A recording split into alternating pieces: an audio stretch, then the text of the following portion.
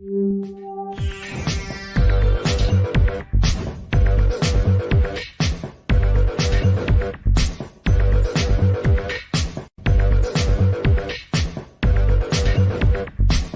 everybody, welcome to the show. You know where you are, the 9 at 9 with me, Tigo. And I know you know it's Monday. And if you're watching this in 2025 and you go, no, it's not, it's Thursday.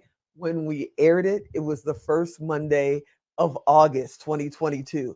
And if you guys didn't go back and watch the interview from last first Monday of July, go check it out. Because Michelle Mras killed it last month. And now she's here again. We're going to talk about self-leadership. I'm sitting here with my notepad and my pen because I know she's about to go in. So sit right there. Here we go. Y'all ready? We'll be right back. Expert Talk is sponsored by Pod Nation TV, the podcast to broadcast network.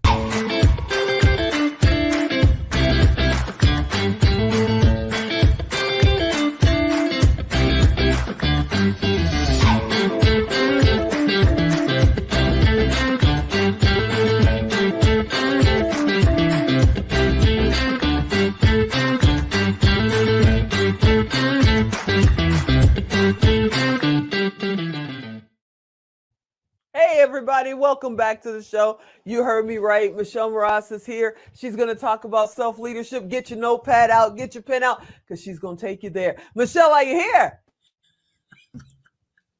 Yeah, I'm ready. I got my.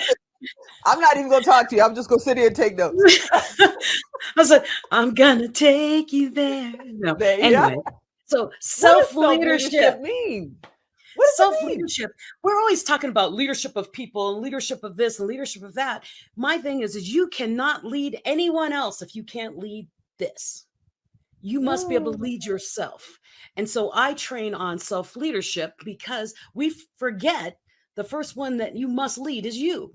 So I have this wonderful quote that I made back when I first came out of my brain injury in 2014-ish. So 2016, I wrote this quote. Change is an emotional journey. It's not rainbows and butterflies through a field of daisies. Change is uncomfortable. It forces you to evaluate who you are. The beauty is in the possibilities. And that's where I got the whole idea of self-leadership is, yeah, change hurts, but who's in charge here? It's you. So if you want out of change, if you want to move forward, you must control yourself.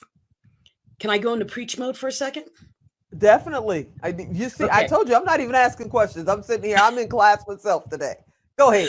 Okay. So in order to self-lead, you always hear people talk about you have to know your why. It's important. What is your why? So if you want to self-lead so you can lead other people, you need to know your why. As Friedrich Nietzsche, I think his name is Nietzsche, says, he who has a why to live can bear almost any how. And the reason that is an important quote to me is I went through a lot of surgeries and cancer and, brain injury and all these things, but I knew what my why was, what the end goal was. And it helped me push through every obstacle. So number one, you must know your why if you want to be able to self-lead. Number two, my mentor, John C. Maxwell says, leadership is influence, nothing more, nothing less. So who influences you? And if you aren't one of the people who influences you, you need to work on that because you need to be able to look at yourself and be confident in who you are and what you stand for and your why. And then the third is responsibility. Jim Rohn says, you must take personal responsibility. You cannot change the circumstances, the seasons, or the wind, but you can change yourself. That's the three, in my mind, the basis of being self-led. If you don't know your why, if you can't influence yourself and you don't have personal responsibility, who are you truly leading? Lead yourself first. So what about the people, because, I always call them sheep, especially here in Las Vegas. You have two left turn lanes. There's a whole row of people in one of them. There's nobody in the other. No particular reason why. They're just following along behind the leader in front of them. What about the people that don't even realize they are leaders of any kind? Shouldn't they start with self-leadership? We all should start with self-leadership. And I've met many a client or someone on on a broadcast that I'm on says, I don't lead anybody. Who gets you out of bed every morning? You're leading someone.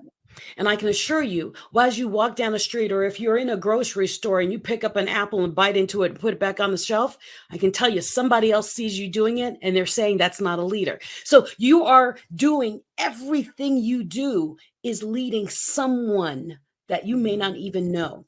But number one, you must lead yourself. And my biggest thing is, if you're in a crowd and you're walking in a crowd and you're doing what the crowd is doing, step out of that crowd. One of the quotes I used for my my TEDx was, the differences between a rut and a grave are the dimensions. That's Ellen Glasgow. The differences between a rut and a grave are the dimensions. The only thing you're doing is building your dimensions of your grave. If you are following the crowd and wondering why you're not doing anything special or different, it's because you're in the crowd. And I know anyone listening to Tigo doesn't want to be in the crowd. You must step out of that rut, step out of that box you're building every day in your world, step out and make a new path. We are not records. We're not supposed to be spinning on that same thing, doing the same thing. Okay. Step out of it, make that record skip, find a new tune. And that new tune should be, I will self-lead. I will be the best version of me because someone is watching me. Even if it's a child, if it's a stranger on the subway, I don't care. You're leading someone. And at first, number one should be you. That's amazing. So what about the people, because I run into a lot of it, and you know, sometimes I even feel it. I'll be honest. Everybody knows I'm just going to tell you like it is. It's like where you just don't feel like you're worthy of it. You know, I've had many a person, I'm sure you have, that said, I've been working and working and working. I just can't seem to get ahead. Well, one, you're charging pennies for what you should be at least charging dollars for, you know, and two, you need to be out there and let people know that you're here. And they keep themselves back. I know I've done it myself. They keep themselves back because they're just not there yet. Oh, if I get this next degree, oh, if I learn this one more skill, if I get more practice, then I can get out there. How does that affect me or affect others when I'm not leading myself out of my own darkness? Hi, my name is Michelle Mras, and I can help you through that. But no, really, I love it. Really, it's all about one little step, just one.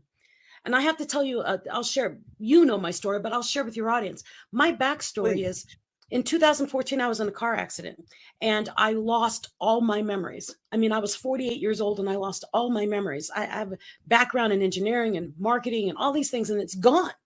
I ran political campaigns, gone.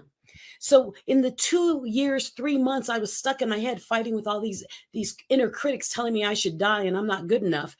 I got tired of hearing I wasn't good enough. Aren't you tired of hearing you're not good enough, even from yourself? So that is why you have to self-lead. You have to say, voice in my head that says I'm not good enough, you can shut up for a little bit because I'm going to go prove it.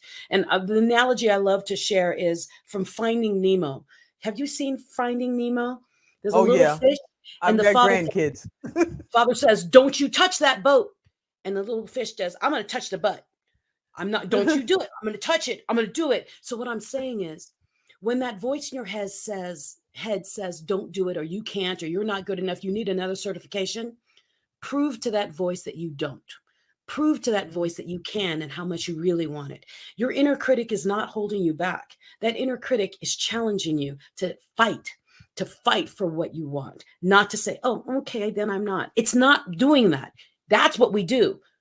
But we're supposed to say, "I bet you I can," and go do it.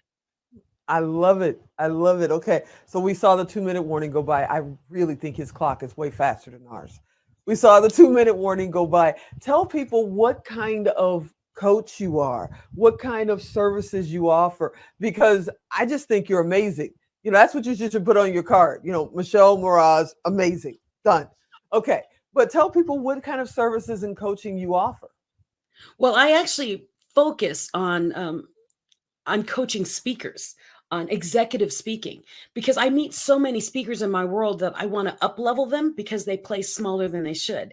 And so that's what I do train. But I do have a lot of online courses that help through this rigmarole in our heads that stop us from improving and being the best version of us. So go to my website. It's my name, michellemras.com, and click on courses. I've got online courses, digital, and I'm about to have a few live in person or live virtual once a month or twice a month with me directly.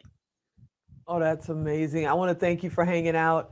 I love it when you come on the show. I learn something and I sit here and go, she's talking to me. And then I forget to do the hosting thing. I'm just a student sitting here going, yeah, she's talking to me. I can't wait to see what we're going to talk about next month. I know you guys are going, yeah, we got to wait till next month. Yeah, you do. I'm sorry. Thank you so much for hanging out and just sharing just a little bit of what makes you you. Thank you so much. You're amazing. Hey, everybody. I hope you enjoyed this episode. Go back and watch last month's episode. You need those 4 questions. And then come and watch this one, because self-leadership, there's another answer to get you over that speed bump that you're trying to reach those goals. You've got to understand this. So watch it again. I hope you enjoyed this episode. I hope you'll come back next time. If you missed her web address, it's her name, michellemras.com, or go to Tigo Direct. You can find her there and directly connect over to her. All righty. I'll talk to you soon. I'm Tigo, and I'll talk to you next time.